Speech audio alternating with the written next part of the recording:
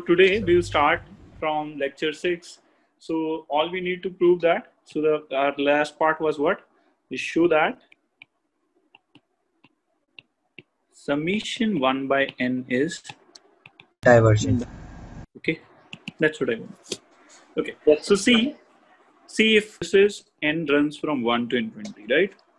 So let's say 1 plus 1 by 2 plus 1 by 3 plus 1 by 4 plus 1 by 5 plus 1 by 6 plus 1 by 7 plus 1 by 8 plus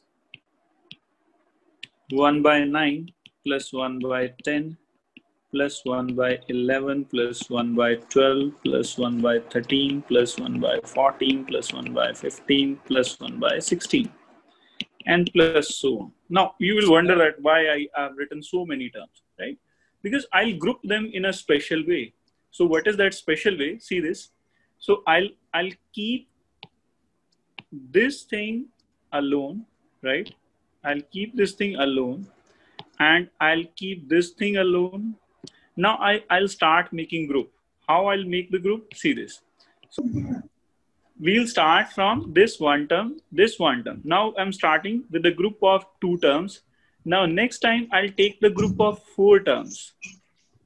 And next time I'll take the group of, let's say, 8 terms. Okay. So can you see that? So pehle 2 terms, फिर 4, and then we take the 8 terms. Now see this. I'm playing a little trick over here. That's what. So I'll keep 1 plus 1 by 2. Plus here, I'll replace this 1 by 3 by 1 by 4. 1 by 4, 1 by 4. Right? Is it okay? Yes, sir. Okay. So next, the group of 4 terms are there. So what would I say? I'll pick this last term. That means 1 by 8. And I'll replace each bracket by 1 by 8. So why you're doing this? I'll come to that. Okay. So next, I have a set of 8 terms. So what I do, I'll replace this by last term. That means I'll replace every term by last term. That means 1 by 16. So how many times it is 1 by 16? 8 times. Right? So what I've done is I've replaced each bracket terms by its last term, right? So this is here 1 by 4, 1 by 4, right? So next is this. These are the 4 terms, and I've replaced all those 4 terms by its last term, that is 1 by 8.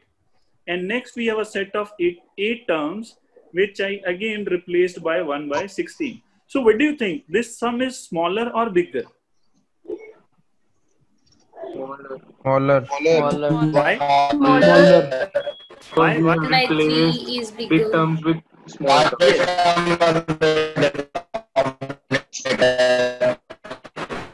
So I'm not getting your voice properly. Anyways, I'll explain that part. So Bigger, why it is small? It is smaller or bigger? Smaller, sir. Smaller. Why? Because we have replaced the denominator by bigger terms. We have replaced the denominator by bigger terms. Okay. Yes. So now you see that this becomes, let me pick this whole quantity so that we can understand it more clearly. Copy. On the next page. Let's see over here. Okay. So now this quantity is equal to what? See, 1 plus 1 by 2, right? Plus, this is again 1 by 2, 1 by 4 plus 1 by 4, 1 by 2, 2 times the 1 by 4, right? Yes. And this is 4 times the 1 1 by 2. Again 1 by 2. And this is 8 times the Again 1 by 2. right? So this will 1 by 2 to the power n. Yes, that's not 1 by 2 raised power n. So that means each of your term is actually, each of these bracket is actually summing up to 1 by 2. If I keep on adding 1 by 2, 1 by 2, 1 by 2, 1 by 2, so what will happen? This will become what? n by 2. Infinity. Yes, sir. Infinite. So that Yes, means sir. summation 1 by n, summation this is divergent, right? Because it is bigger than a series which is already divergent, so it has to be divergent. I give you an example that, okay, tell me whether it is infinite or not. So what does it mean? It means that every term you will take 1. That means you will add up 1 by infinitely many times. So what would be the answer? Infinite. Infinite. Suppose it was half. So what do? You take half common, again 1, 1, 1, 1, 1, 1, 1. Again it will become what? Infinite. Infinite. So if you look at this part, so only half is coming up. Yes. Right? So this will become this thing. Yes, sir. So it will have to be divergent. Okay. Is it fine? Yes, sir. Yes, sir. Okay. Now see, now from here onwards, we'll be largely dealing with the series having ANs to be positive. So I'll always state the result because this has a certain amount of importance. If we do not assume that our AN is positive, then few of the theorems may not hold, right? Say this is a result sort of, right? We are not proving anything over here, just a kind of result. Let us say that if summation AN is a series with AN greater than 0, then summation AN is convergent if and only if, right? If I write it to summation AN, that always means that n runs from 1 to infinity. If I am not writing anything specifically, that means n runs from 1 to infinity. If and only if its sequence of partial sums are bounded above.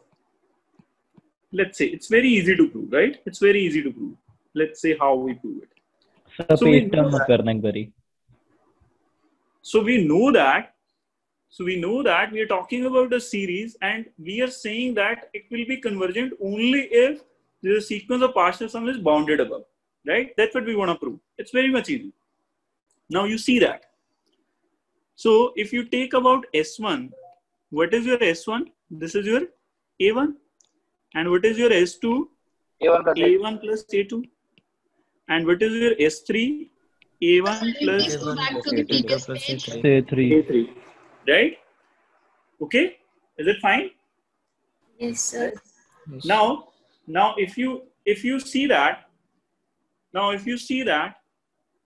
your each AIs are positive, right? Each AI is positive. That means you are sure that S2 is greater than S1. Because A2 is not negative. So you're adding something to S1, that means of course it will be bigger. So similarly, your S3 is greater than S2. Why? S2. Just because of the blessing of this idea, that is AN is positive, right? Is it right? Yes, sir. So now by this, you know that your S1 is smaller than S2, your S2 is smaller than S3, and so on, right? So is it an increasing sequence or decreasing? Increasing. So therefore Sn is Sn what? Sequence of partial sums. Right? Is increasing. So it is strictly increasing. So what else you need to make it convergent? Tell me.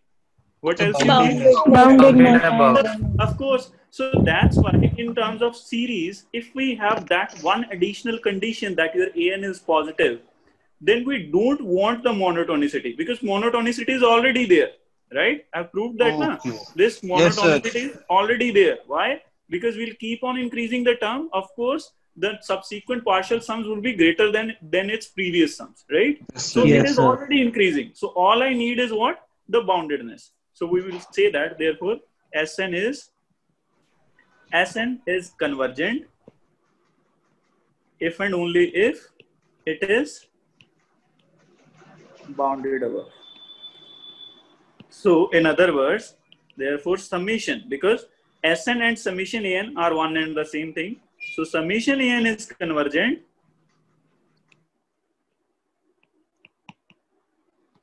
if and only if sequence of partial sums is bounded above, right? If and only if sequence of partial sums is bounded above. That's it. So you got it? Yes. You got it? Yes, sir. Yes. The result which we have done, we'll do one question on the basis of that. Okay, so see how we're gonna do it. We know it, but see how we're gonna do it. Okay, so example, show that summation n runs from 0 to infinity 1 by factorial n. Now I'm not taking n, I'm taking factorial n is convergent. Right? Is it fine? So how we expand the factorial? Say 0 factorial. If we start from 0, right? This time I'm starting from 0, right? So 1 plus 1 by 1 factorial plus 1 by 2 factorial plus 1 by 3 factorial and so on up to infinity, right? However, you know that this is a standard series, right? Its answer is what? E. You know, na? Yes, sir. Yes, Yes, sir. sir. Okay. So we're going to prove that this is convergent. That's it. So for convergence, we know that each an is positive, right? So if you see each term is positive, no one is negative, right? Yes, sir. So we'll only prove that our sequence of partial sums should be bounded above. Bounded That's above. it. Yeah, it is already increasing. We need to prove that this is something which is bounded above. That's it. Okay. So if I replace it, let's say this become 1, sorry. This become, say 1 plus, can I write it as 1 raised to power 2 raised to power 0? Yes, sir. So Yes, if sir. it is 2, I would write it as 2 raised to power 1. Yes, Right? sir. So Yes, sir. if it is, let's say, let me make some space over here. So if it is, see 1 by 3 factorial. So what is 1 by 3 factorial? 1 into 2 into 3, right? Yes, sir. So if I replace this 3 by 2, so it will become 2 square. Yes, sir. But I am decreasing the value of the denominator. So that's why this series would be bigger, Yes, sir. Increasing. right? Similarly, तो 2 square कैसे आया था समझ नहीं आया. मैं ये कह रहा हूं कि मैंने 3 की जगह पे 2 लिख दिया, तो 2 into 2 2 square बन गया ना. So I've replaced this 3 by 2 so that Okay. this series become bigger. Okay, Right? sir. Okay. Similarly, I'll do one thing. Similarly, I'll do same thing with 1 by 4 factorial. Let's say you have 1 by 4 factorial. So it is actually 1, 2, 3, 4. But I'll replace these 3 and 4 by 2. So it will become what? 1 by 2 cube, right? So why This did 2, you this 2, replace? this 2. Because I want to prove that this is bounded above. That's why I'm doing this. So that's why I have replaced it with the sign of less than. Right? Can you see it? इसका मतलब तो like first two terms है, हमने उसी according सारी series बनानी है. Exactly. See, we are actually finding a series which we already know, whose summation is already we know. Why? Because we are actually converting it to a GP series, right? A GP series which is bigger than this series. Okay? Because it is easy to calculate the sum of the GP. As I've told in the last lecture, we'll be only able to find the sum of 2 types of series. And that were what? And those types are what? One is geometric and Geometric and Telescopic. telescopic. That's why we are Telescopic. converting it into a geometric series. Okay? Excuse me, sir. Yes. So 1 by n is not increasing. What? 1 by n जो sequence होती है वो non increasing होती है, अच्छा, तो 1/n factorial तो वो इंक्रीजिंग क्यों है? see, I'm not talking about sequence, I'm talking about series. See, both are increasing. Both are increasing. The only difference is summation 1/n is not bounded above, but this is bounded above. Okay, sir. Okay, both are increasing, right? So let's say now this becomes a GP, which you know it is pretty much easy to write it, right? You know that it is pretty much easy to solve it. So how we solve it? So we know. So this would be what? 1 as it is. A is what? 1/2 raised to power 0. That means what? 1 upon 1 minus r, and 1 minus r, that is what? Common ratio half. So it becomes 1 plus 2, that is 3. So you know that your series is bounded above, or the sequence of partial sum is bounded above by 3, right? For all n. So therefore, the given series is bounded above by and it is increasing, है ना? So it has to be convergent. Simply लिख देते हैं. Therefore, summation n runs from 1 to infinite, 1/n factorial is convergent, right? Is it okay? Sir, Yes, sir. Yes. Yes, sir. sir, I have a एक doubt. बार ये question Yes. Repeat कर दो. Yes. Tell me. Sir, in this question, sir, we have completely changed the series. Like we have changed the number, so the series will Yes. change. So Yes. if a particular series is bounded above by 3, so how can we say that the series that is smaller or bigger than smaller than that will also be converged at 3 or bounded at by? See, we have already shown that a sequence which is monotonic and bounded above will be convergent, right? Yes, sir. We did that, na? So Yes. this is bounded above by 3, right? Yes. See, we didn't convert it into another series. Actually, we are aiming to find a bound for the series. That's why we converted. So we converted certain term, but we are not saying that these thing is equal to this. See, I've ये तो made just the sign compare करा है ना sir. Yes, exactly. We are making a comparison that we are aiming to find a bound for it. If we are able to find this bound, right, then only we can say that it is convergent. You see many examples where this bound will not be found, right? Of course, the bound will not be there, so this will be divergent. Okay, sir. Okay.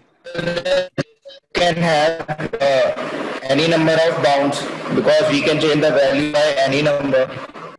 That doesn't matter. Once you have a bound, you have you have infinitely many bounds. That is something which we have discussed in the greatest lower bound and least upper bound section,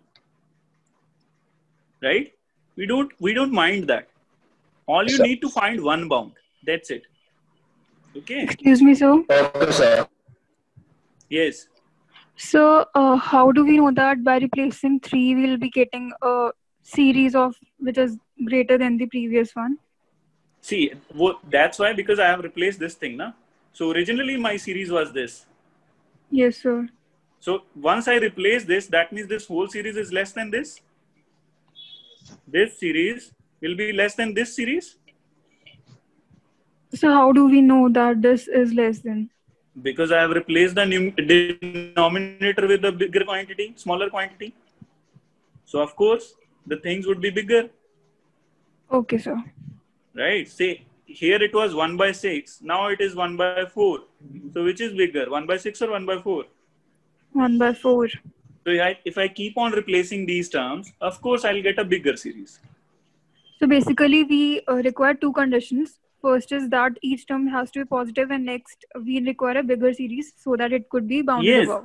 If such series exist, sometimes such series do not exist, right? Because they are inherently divergent.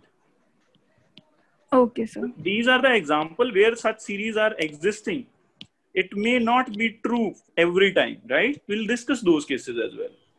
So let's say, now we're gonna do a result, we call it as integral test. That is, you know, something which is pretty much important, and it may happen that we gonna see 1 or 2 questions from this topic. These 4 exercises which we gonna do. Okay, so let's come to the integral test. It's pretty much easy. When you apply it, you know, the question will be like pretty much easy. So let's come to the test. So the test is integral test. Now, what does it say? What does it say? Now, see this. If summation an is, let summation an be a series. Yes? Please हो गई है. please. Okay. Now, see. If an be a sequence of positive numbers, again, without saying this result will not hold. Okay, always keep in mind, this is an important addition to the statement, that if an is a sequence of positive number, and an can be written as fn, where f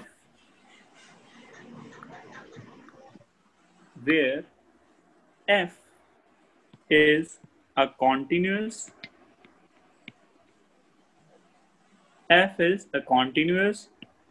positive and decreasing function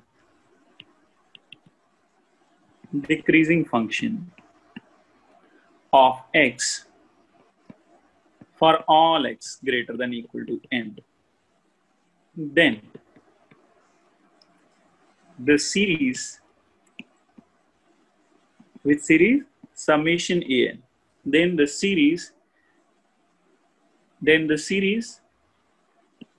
n from n to infinite, and the integral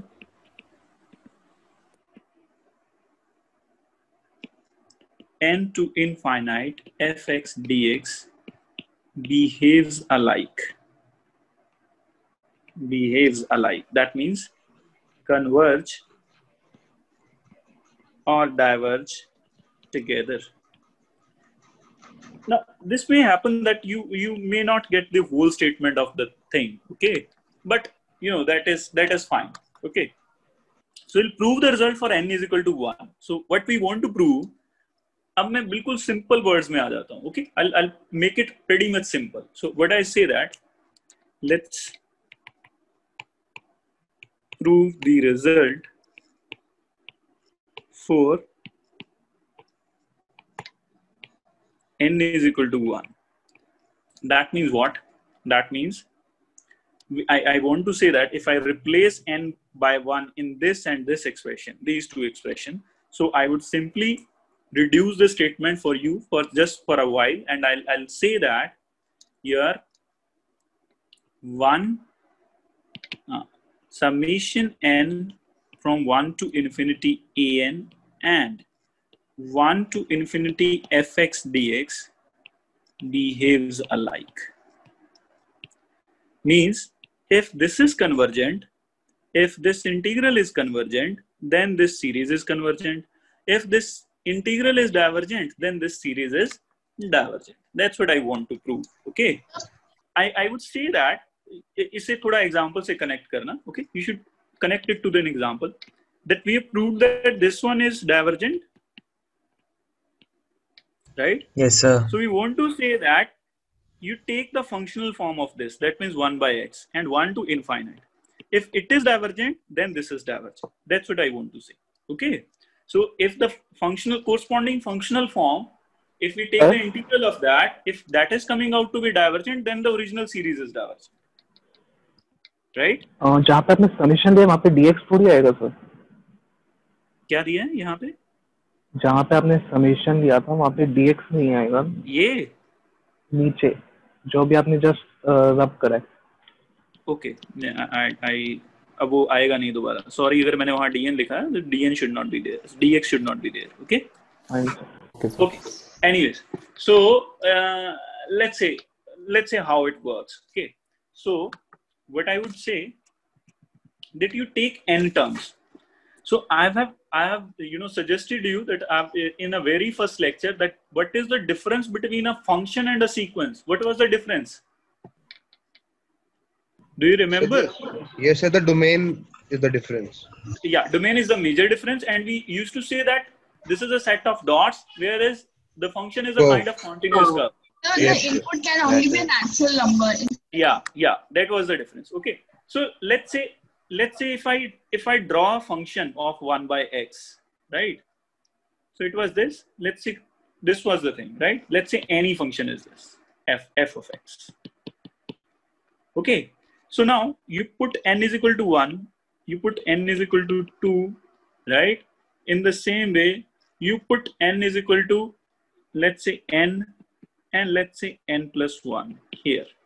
So here you will get what? 1 and what? F of 1, 2 and f of 2. Or I would say that I can also replace this with A1 and A1, 2 and A2, right? Yes, and similarly, because the sequence and the functions are matching at natural numbers, right? So n and fn, or I would say that n and an, and this is what? N plus 1 and an plus 1. So what is your A1? A1 is nothing but the height, right? Yes, sir. Is it okay? And yes, A2 is nothing but the height, right? So suppose I want to find out the area under the curve. So if I take those areas, let's say this one, and then say, let's say A3 is over here, this one, these areas. If I'm taking these areas, then these areas will be bigger than the area under the curve or smaller? Tell me. Greater than. Why? Because we are taking the upper rectangulars. Yes, okay? Yes, sir. Okay. I didn't get it. Right. So let me make it bigger for you. Is it fine? Yes. Is it okay? So see that. Yes, sir. Your original area under the curve will be sort of here, right? Okay. This is the area under the curve, right? Yes, sir. Yes, sir. And if you take the area taking the upper rectangles, of course you will get additional areas here. Yes, sir. Here and here. Okay. So you'll get additional areas over here. Of course, even in the last step as well, you will get the additional areas. So what I'm trying to say, the point I want to make is that if you take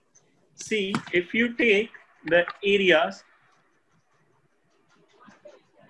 from 1 to n plus 1, 1 to n plus 1, fx dx, right? So that would be smaller or equal to the area A1 plus A2 plus AN. Now, why is it so? I'll come to that. So area under curve, you know that we actually calculate with the help of integration, right? Yes, that you know. Okay. From 1 to n plus 1 points, you can do that. But how you compute the area of this first rectangle? What is the area of the first rectangle? Tell me. A1 into 1. A1 into 1. A1 into 1. A2 into 1. A1 into 1. A2 into 1. A3 into 1, and so on, right? Yes. So is that right now? Yes, sir. Yes, sir. Yes, so let me call this as star. Okay. Now what I'm doing, now I am taking, these are the actually left faced rectangles, right? If I take the right faced rectangle, how I can take the right faced rectangle, that I'll come to that part. So let's say I'll make the figure again. Okay. And let me this. So this is your 1. This is your 2. This is your 3.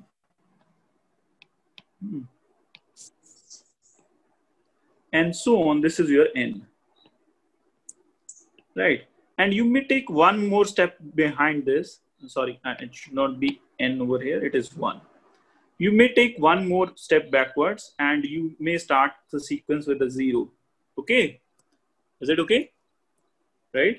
So, sorry, it was not that good. 0 is something over here. Let me make it more clear. So, let's say this one. No, bad. This one. So let's say you start from 0. That means you start from y-axis. Okay. And I'm not saying that this is over there. Let's say, yeah, it's fine. Okay, this is n is equal to 1. And this is 2, this is 3, this is n. Now, these were what? These were left-faced rectangles. Now, if I take right-faced rectangle, that means this one. So if you take the areas under these curves, right? So will the area will be lesser or bigger? What do you think? Lesser. Lesser. But we do not have A0, right? We do not have A0. Okay. So we are starting with A1. Okay. Yes. Right. So this is your A1. And this is your A2. This is your A3. So of course, the regular area, if you're talking about the regular area, that is this one, all those areas. Okay. Area under the curve.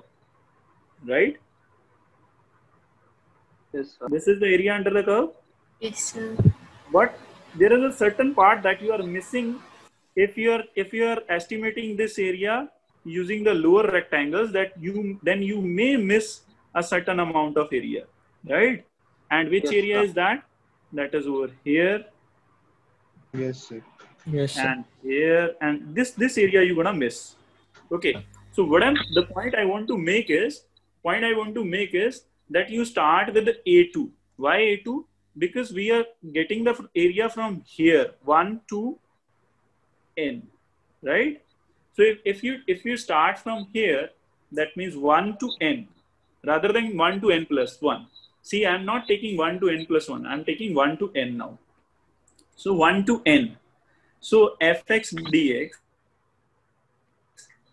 that area would be what? That area would be greater than or equal to, starting from here, this one. Okay. So this one is what? A2. This one is what? A2, starting from here. A2 plus A3 and up to AN. Is it fine? Yes, sir. But we haven't added Sir. A1 here. In previous inequality, we have A1. Yes, right? sir. But Yes, here Yes, we sir. don't have A1. But we can add A1 on both sides. That will not harm. Why? Because here A1 is positive and inequality will have same kind of balance, right? So we can write it as A1 plus A2 plus AN is less than equal to, right? Is less than equal to A1 plus 1 to n fx dx. Is it okay? Slightly cluttered. Let me put this in right shape. Right? Is it fine now? So now, let me finish this. Then I'll take your doubts regarding this. Now you take the first star and the second star. What do you see? You in both inequality you have this term now, right?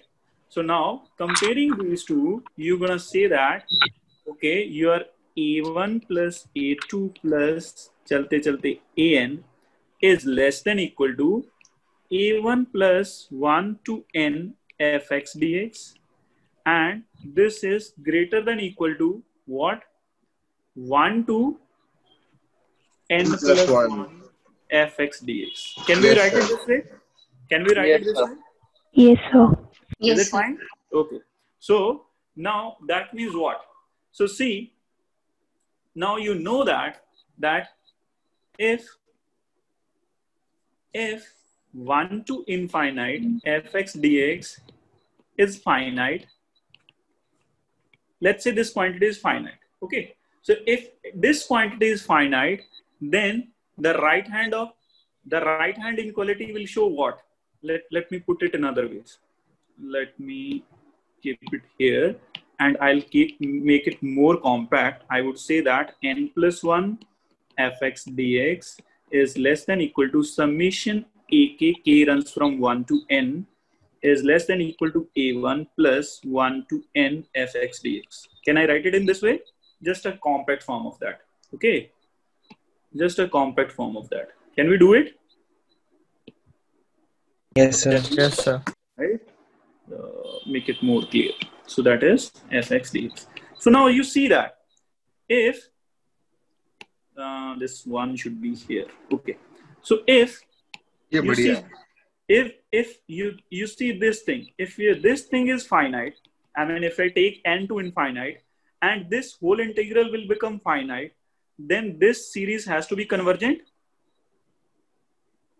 Yes, sir. Yes, sir. Yes, sir. ऐसा क्यों? Bounded above और Bounded above. Increasing तो है ही है. Yes, sir, क्योंकि positive है ये. हाँ, क्योंकि पॉजिटिव है तो बाउंडेड अबव शो हो गया. So when you showed that Yes, it is sir. bounded above, so it has to be convergent, right? Yes. So I'm just overly explaining here. So if take n tends to infinity, So bounded above And- कैसे है? I'm saying, let me. Then and 1 to infinite fx dx is finite. If this comes out to be finite, right? Then we'll take only this part of the inequality. We'll take only this part of the inequality. Okay. Right? We'll take only this part of the inequality. And what does this part say? This part says that then right hand part says that summation an is bounded Yes, sir. above, therefore summation an is convergent, है ना? Yes, sir. As an is positive. This is given to us, na? Yes, Right? sir. Are you getting the point? Yes, sir. Someone was asking why it is bounded above. Are you there? Yes, sir. So let's say if this thing is finite, right? Suppose if you take n tends to infinity and this thing will become finite. If this thing will become finite, a1 is already finite. So that means this whole quantity is finite. Yes, sir. So that means this series is bounded above by a finite number. Finite number, yes, sir. Yes, So that sir. means this Yes, series sir. has to be Finite. what? Bounded above. Convergent. Convergent, right? Is it okay? Now suppose if your 1 to infinite fx dx is infinite, right? Then you take the right hand side of this. That means you will take this side. Okay.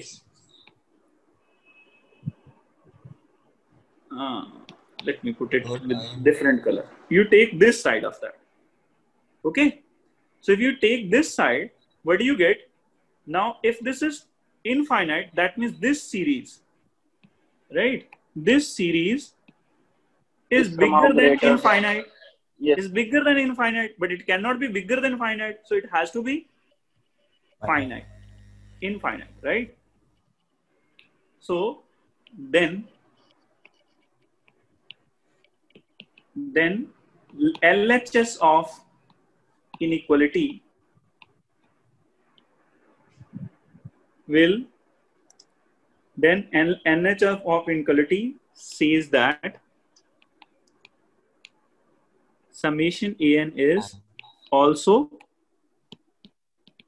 infinite. ठीक है? That means has to be divergent.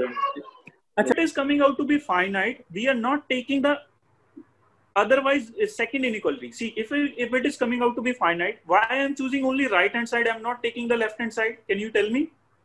Because we are looking for bounded above, I guess. Yes, that is one way. But can you explain it in another way? Get a Let me finite tell you. value. see, if it is finite, if I take the right side, then that what does it mean? Let's say it is coming out to be finite. Let's say it is m, Tail part. right? Let's say it is m, right? And I say that m is less than equal to summation n runs from 1 to infinity an, or in other words, I am saying that n runs from 1 to infinity is greater than equal to m. So something which is greater than finite, we cannot conclude that it will still remain finite or infinite. Can we conclude? No, sir. Can we conclude? No, sir. No, sir. Tell me. So if you are getting the finite number, you cannot conclude from the left-hand inequality, right? Because it only says that it is greater than a finite number. So it doesn't mean it may be infinite, it may remain finite. We cannot say anything about this, right? So from right-hand side, we cannot say anything if your integral is coming out to be finite. And similarly, if your integral is coming out to be infinite, we cannot conclude anything from this right-hand side part. Why? Because say the right-hand side part would say what? Right-hand part would say that this is less than infinite, right? So if it is less than infinite, can you conclude anything? No, sir. No, sir. Why? Why? Tell me. Sir, because anything less than infinite is also infinite. It may be finite as well. It may be finite. Right? Equal to is also there, no? You don't know. It can be both. It can be both, right? You cannot conclude anything, right? Yes, sir. So that's why we have taken the separate parts from there. Okay. So for finite cases, we have chosen the right-hand side part and we shown that this is bounded above. For infinite, we have chosen the left-hand part, because if we switch those parts, we cannot conclude anything. Is it okay? Yes, sir. We have proved that in our initial part, we have proved that our summation 1 by n is divergent. Now we can prove it by integral test as well. Why? Because we'll only take this quantity where fx is what? Just similar to the n, right? We are not taking the dots, we are taking the direct function. So we claim that our integral part says that, our integral theorem says that if this integral is coming out to be finite, then this series is convergent. Otherwise, this series is divergent. And you know that what is the integral of 1 by x? Log. And what is your log infinite? Log. Infinite. So your integral is what? Is divergent? Yes, sir. So therefore your series is what? Divergent. Divergent. That's what we want to say. Okay, sir. Yes. Now you got the theorem? Yes, sir.